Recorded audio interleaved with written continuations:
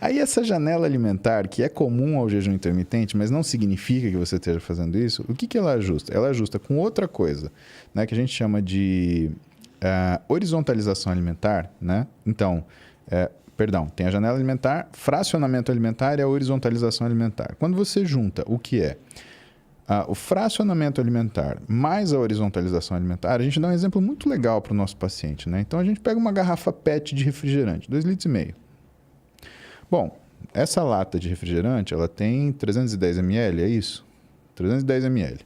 Teoricamente, essa lata de refrigerante, ela cabe numa garrafa PET, certo? Mas vamos supor que ela não tenha tampa. E vamos supor que eu quero transferir o conteúdo da lata para a garrafa. E aí, eu pego a lata e faço isso aqui, ó. Ó, até molhei. Bom, a exemplo do que aconteceu aqui, o que vai acontecer se eu virar o conteúdo da lata de uma vez? Muito provavelmente você vai derramar toda essa água e nenhuma água vai cair dentro da garrafa. Por quê? Porque você não fez a conta de uma coisa chamada gargalo. E aparentemente, Sérgio, o que a gente tem é um gargalo na nossa capacidade de absorção e utilização dessa energia. Ah, legal. Então, o processo de emagrecimento, ele conta com duas coisas relacionadas à janela alimentar, que é o fracionamento, ou seja, colocarei uma lata por vez. Porque se eu colocar duas, uma vai estar no buraco errado, ou em buraco algum. Certo. E segundo, a horizontalização, ou seja, eu sempre colocarei de lata em lata. Por quê? Quando você coloca mais caloria do que o seu gargalo permite, de capacidade de assimilação daquela energia, você vai engordar por excesso de caloria. E quando você coloca menos, que é o erro de todo mundo que faz restrição alimentar. É cortar a caloria que você fala. Exatamente. E por que que isso é um erro?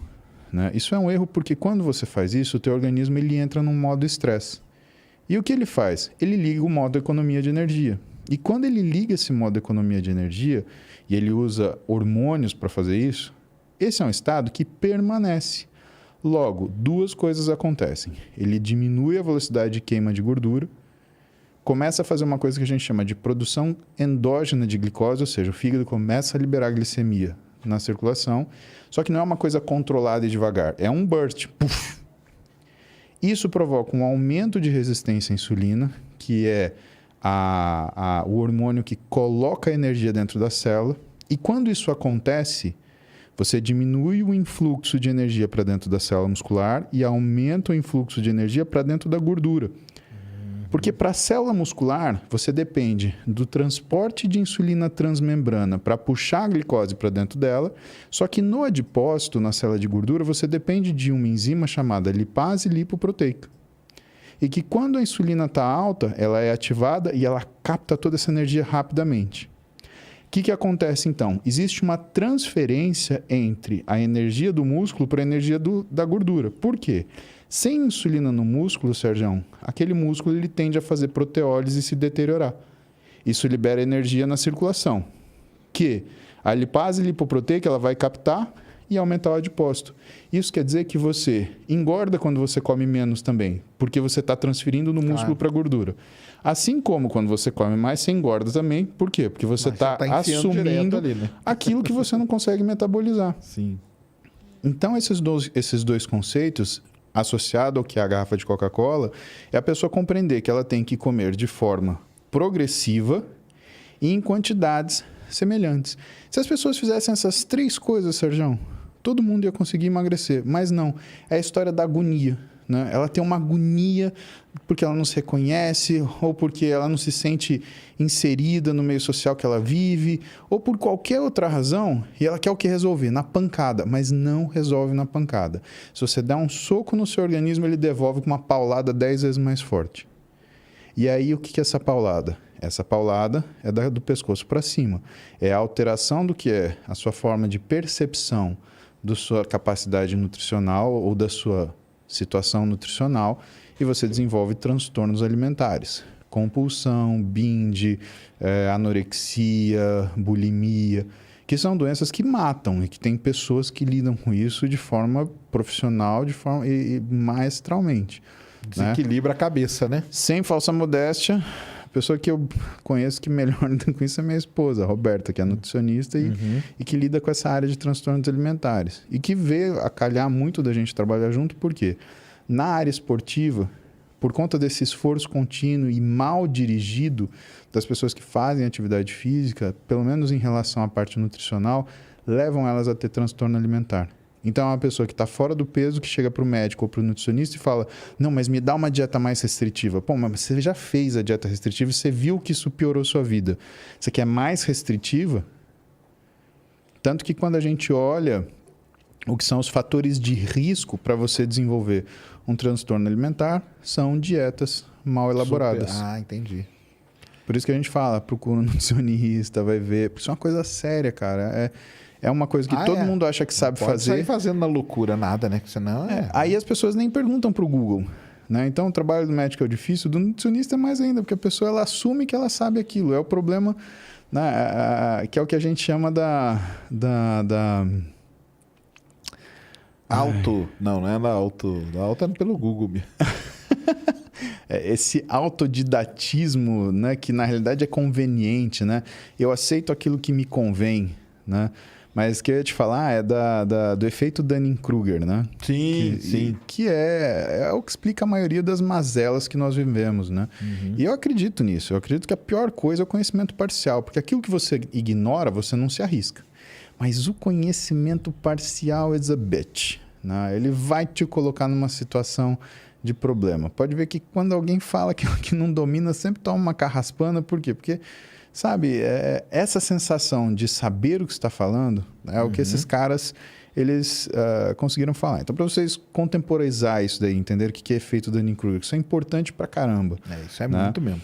São dois psicólogos, né, que na Universidade de Cornell eles decidiram entender como é que era a curva de aprendizado e o que era a percepção da ignorância, que é o mais importante.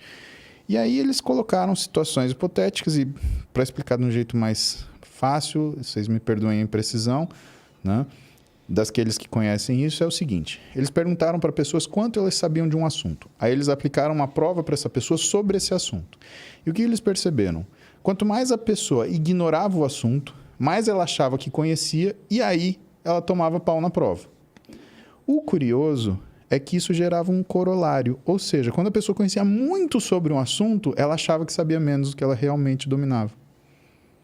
Quando você pergunta uma coisa a uma pessoa que sabe muito de um assunto, ela fala: preciso pensar um pouco nisso. Porque ela está juntando todas essas variáveis e tentando fazer aquilo conversar para poder te responder. Enquanto a pessoa que é tola, né, ela, isso é fácil, é tal coisa.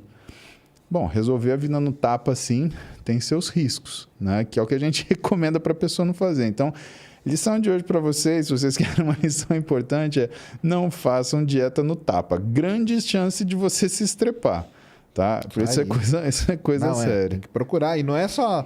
tem que procurar vários profissionais, né? Nutricionista, endocrinologista também, né? É bom, né? Ou não? É interessante, né? Você ter... porque assim, se você tá com o seu peso numa escala onde ele já está causando problemas de saúde, é legal que você tenha um médico para fazer determinados diagnósticos. Né? Psicólogo também, porque você vai mudar assim, você vai comportamento. mudar a sua cabeça, né? Comer é comportamento. Então, você não muda aquilo que você come, você muda o comportamento da sua alimentação. Né? Que é outra coisa que as pessoas elas entendem errado, né? Que é, a pessoa é viciada em açúcar, ela é viciada, sei lá, em gordura. Não existe isso, Sérgio. Ninguém é viciado em comida. Você não pode ser viciado numa coisa que você precisa. Você é viciado em oxigênio? Vou respirar o mais oxigênio possível. O dia inteiro, né? Ou então você vai prender a respiração que você fala: não quero ficar viciado em oxigênio. Cara, isso é tolice. Exato. O que as pessoas viciam é no comportamento de consumir determinados alimentos em determinadas condições. E para você entender por que isso acontece, você tem que entrar em neurociência, você tem que entrar em sistemas de recompensa, descobrir como é que funciona núcleo arqueado, como é que funciona striatum dorsalis, striatum ventralis ou núcleo accumbente, saber se você é uma pessoa mais amigdaliana, se você é uma pessoa que ativa mais seu núcleo ventromedial do córtex pré-frontal, para você entender como você funciona. E quem faz isso normalmente é o psicólogo. Né? E quando ele identifica que tem algum curto-circuito aí é o psiquiatra que vai medicar o psicólogo, né? A gente tenta explicar para o paciente, porque é difícil você falar para o paciente: olha, eu preciso que você acompanhe com um psicólogo, talvez você precise de um psiquiatra. muitos pacientes se ofendem. Eles falam, você está falando, você está me maluco. acusando de ter um transtorno mental. Parece que é um pecado, né? E assim, a gente precisa falar disso porque a gente pega o Covid, por exemplo. Né? Tem um artigo muito interessante falando dos 50 efeitos Colaterais. late effects, né? Tá. Efeitos tardios do Covid, né? E quando ele separa e você contabiliza, você fica assustado, eu pelo menos como médico me assusta, por quê? Porque 86% das pessoas que tiveram Covid, elas desenvolveram algum tipo de transtorno mental. Cara, isso é muito grave. E assim, entra tudo. Depressão, ansiedade, transtorno de humor, labilidade emocional, alteração de memória que seja. Né? Mas quando você fala 86%, né? Então realmente a pandemia, ela deixou as pessoas fora do eixo. E fora do eixo mental, que é gravíssimo. Né? Porque você está vendo pessoas que estão mudando a forma de reagir ao ambiente que elas estão inseridas. Né? Mas voltando falando isso para as pessoas, né? Elas às vezes se sentem ofendidas porque você recomenda que elas tenham acompanhamento mental. Gente, a gente está em 2020, né? Se você não reconhecer que seu cérebro é uma ferramenta, meu amigo, você está ficando muito para trás. Eu mesmo, cara, eu faço terapia já um bom tempo e toda segunda-feira eu tenho meu horário com o meu terapeuta e converso com ele no sentido dos desafios que eu enfrento. E ele é um cara muito bom em terapia cognitivo-comportamental e que suporta o que é a carga que eu trago para ele, que não é uma carga, né, simples. Né? Por exemplo, vamos pegar ontem e hoje. Né? Ontem eu liberei meu último paciente às 20h20. 20h30 eu estava dando uma aula num congresso estudantil para mais de 3 mil pessoas. Caramba. Falando sobre soft skills. Né? Se você quiser, depois a gente fala sobre isso também. Então, isso é legal, sim. a gente estava falando sobre soft skills. Terminou, eu precisei gravar 2 aulas para o curso de um amigo meu, Belmiro de Salles, que é um exímio profissional de educação física, professor, doutor, trabalha na FRJ. E eu tinha que gravar 2 aulas para ele. Fiquei gravando aula até 1 e pouco da manhã. Beleza. Só que hoje de manhã eu tinha a cirurgia de uma paciente minha que torceu o joelho e mandou embora o que era o cruzado anterior dela, menisco, né? Fora que fez uma operação ruim nos Estados Unidos, por uma síndrome do túnel do carpo, que tinha ficado uma porcaria e ficou sequela. Então hoje, 4h45, eu estava de pé, tomando banho para acordar. Por quê? Porque eu precisava ir para o hospital operar ela, né? Então, fui lá, encontrei meus 2 chefes, a gente planejou tudo. Saí do hospital 9h10, assim, com a corda no pescoço, porque 9h30 eu tinha um casal de Andradina para ver e que a gente abriu a sexta-feira. Sexta-feira, para mim, é um dia que eu trabalho em fechado, né? Por quê? Porque eu estou respondendo e-mails, eu estou revendo condutas de pacientes que têm casos mais difíceis, eu estou respondendo WhatsApps, né? Atendendo o backlog que o tipo de trabalho que eu tenho faz. Mas essa sexta-feira eu fiz diferente. Eu abri para ver esses pacientes de fora. Então tinha um casal de Andradina que, cara, como que eles vêm no meio da semana? Então eu abri essa sexta-feira, aproveitei e atendi mais pessoas de fora hoje. E terminei assim, às 15h16 eu tinha que estar em São Caetano para gravar com o Renato e com o Júlio, porque era o aniversário do canal dele, completando 3 milhões de inscritos. Legal. Né? Muito legal. Então, a gente estava lá, né? E hoje terminamos 18h30 para eu estar aqui com você. Tá aqui agora. Chegando, e eu cheguei exatamente às 19h27, porque tinha que fazer o teste do Covid, tinha que ver que deu negativo para a gente poder sentar e bater papo. Isso aí. Então, imagina o psicoterapeuta que vai atender um maluco como eu. E que vou chegar em casa hoje mais tarde, amanhã eu acordo 6 da manhã, por quê? Porque eu vou abrir um congresso com um amigo meu e vou ficar lá até às 7 da noite. E domingo? Domingo eu vou montar a aula, que eu vou dar aula semana que vem. E na semana que vem também. Né? Semana que vem eu tô em Balneário do Camboriú, dando aula pro pessoal da Magras, né? Eu tomo conta da parte técnica deles, né? São 400 clínicas de saúde e estética. E eu cuido da parte técnica, parte científica. No outro final de semana, eu vou estar no Mato Grosso do Sul, em Campo Grande, dando aula. E assim, eu vou para Campo Grande, dou aula no sábado, acordo na madrugada do domingo, pego um avião, volto para São Paulo, pego um avião, vou para o Rio.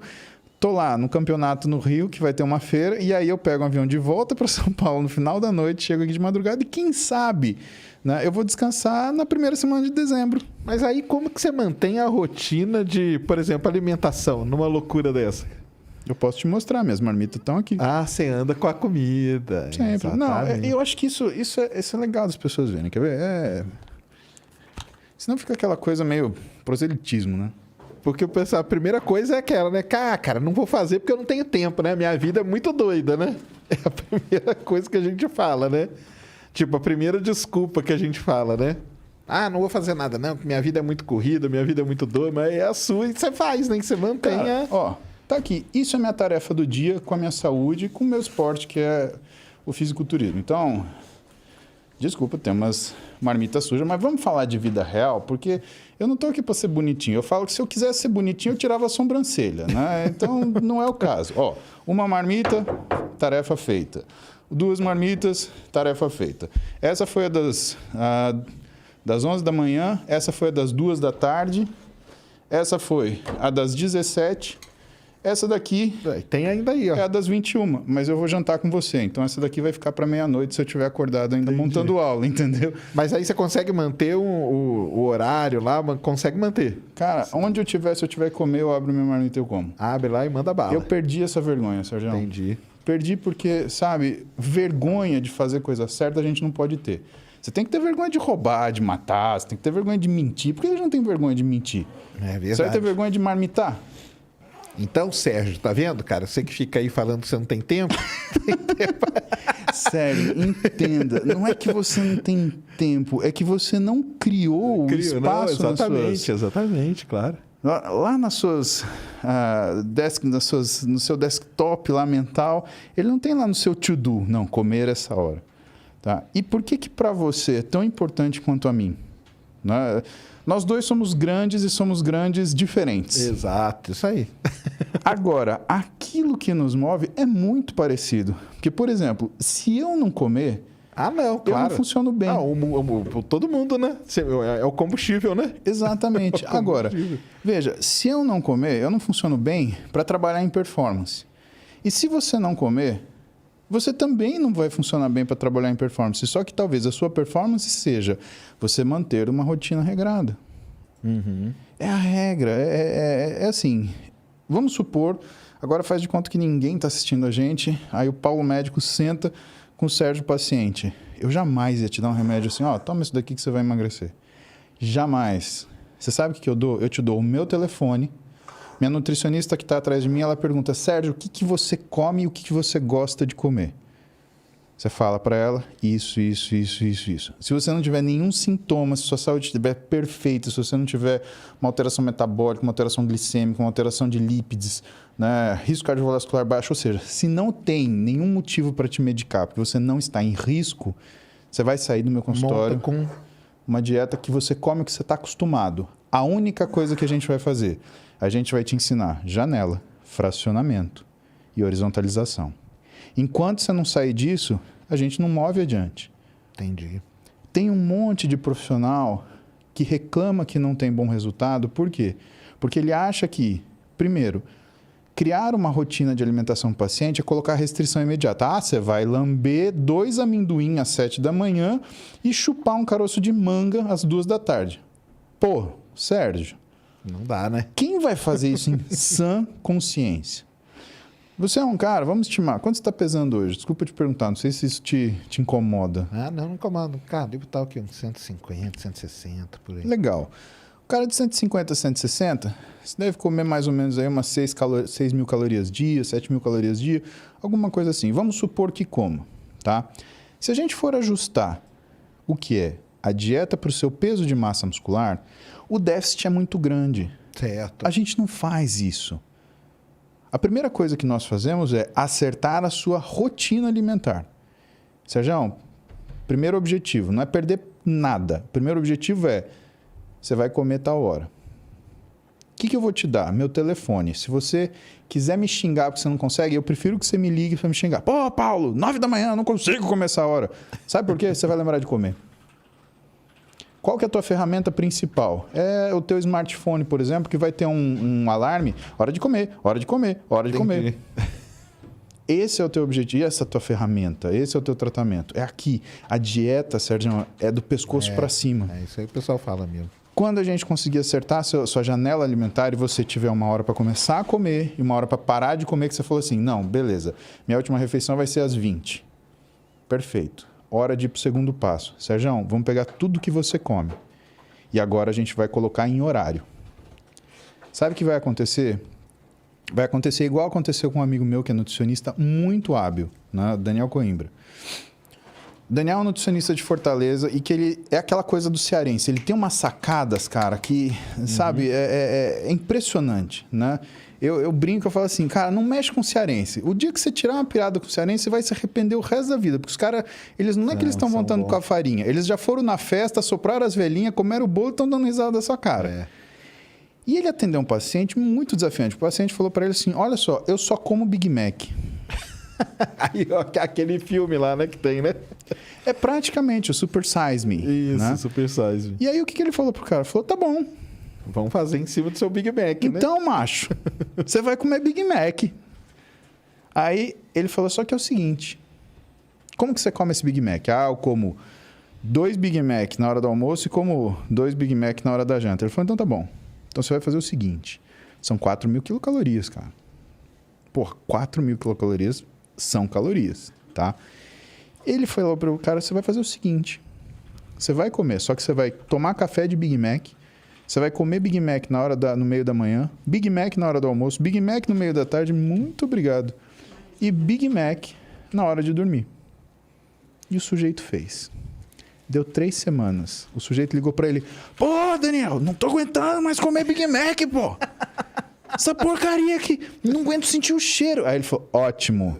Pronto, agora tá pronto pra mudar, né? Só que você vai continuar comendo essa porcaria, eu só vou trocar uma refeição. Pelo amor de Deus, troca tudo. Não. Aí ele trocou uma. Trocou uma refeição, passou 3 dias, o cara ligou pra ele e falou, não posso comer toda essa refeição. E ele fez uma refeição que era uma refeição com comida. Arroz, feijão, mas trocando a caloria. Entendi. Que é o alvo principal do nutricionista. Você entrega para ele, por exemplo, vamos supor que o dinheiro do nutricionista são calorias. Então, eu tenho, sei lá, nessa lata, 1.000 calorias de valor. Se eu não comer, aliás, se eu não tomar essa lata, o que eu posso comer? Ah, eu posso comer todo esse prato aqui de sushi sashimi. É mais ou menos que nem aquela brincadeira do Silvio Santos, que ele fala assim, você aceita trocar esse carro zero assim, né? por uma bolsa furada? Aí o cara, sim, sim. Você aceita trocar a sua bolsa furada por um saco de $10.000? Não! É isso mesmo. E a gente ficava desesperado com o cara lá. Então, o nutricionista, ele faz isso, ele faz essa troca. Ele fala, ó, isso daqui é pra tu, né? Trocar. Aí o cara queria trocar, ficou ansioso pra trocar. Ele, não, você ainda vai comer uma semana assim. 3 dias o cara tava louco. Eu não aguento mais. Aí ele falou, tá bom, troca mais um. Agora você tem 2 refeições assim. Foi fazendo, entendi. Porque até do ponto de vista lógico, quando você cria um reflexo de escassez, você não vai comer mais Big Mac. Entendi. Pode ver, a primeira coisa, aparece um sujeito falando, olha, fruta engorda. O que acontece com o povo? Corta a fruta. O primeiro dia. No segundo dia, o cara quer acordar e comer um cacho de banana inteiro sozinho, ameixa, compra um saco de uva passa, vai comendo aquilo como se fosse água, blá, blá, blá, blá, só de raiva. Eu também não posso comer fruta, agora eu vou até lamber casca de melancia. Tudo o cara faz. Você não pode criar o reflexo da escassez. E tem que ser a transição.